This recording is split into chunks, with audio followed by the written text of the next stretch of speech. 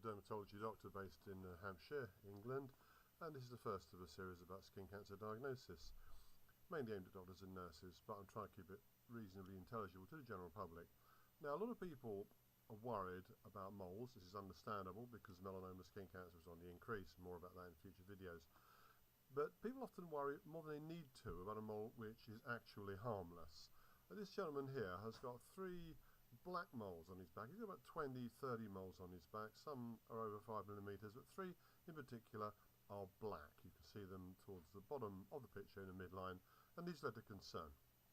However, the fact of a mole being black isn't necessarily very worrying in itself. If it's small, if it's flat, particularly if a person has got several of them, as we see here, because you're very unlikely to be unlucky enough to get more than one melanoma. This is another example. A small mole, very dark. It's darker in the middle. It's on elderly sun-damaged skin.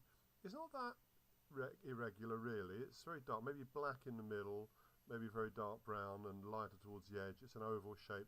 Reasonable symmetry. It's not actually that dramatic, but it did cause some concern. Let's let the dermoscope take a look at this. Now, immediately, to an experienced dermoscopy user, this is really not worrying at all. The symmetry is quite good for colour and shape and structure.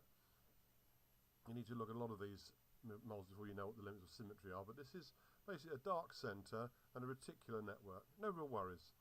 Even less so as the patient has got another couple of moles which are very similar. Here we see elderly sun-damaged skin. You can see the skin is wrinkly, lots of lentigos, little flat freckles. These might cause you a little bit of concern. Okay, someone has been damaged by the sun, but let's get the dermoscope out. How worrying is this mole?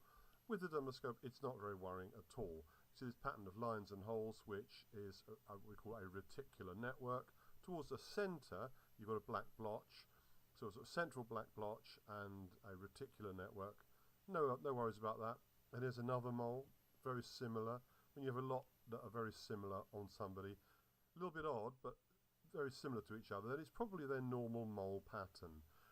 Again, the mole in the centre here, it's quite dark, but it's small. And let's get the dermoscope on it. Very reassuring. Again, this reticular network, which is formed by, it's a visual artifact caused by the pigment flowing around the little finger-like projections of the dermis coming up into the epidermis. You can see this on a cross-section microscope. So these are all completely harmless moles. They're black, but that doesn't mean that they're bad.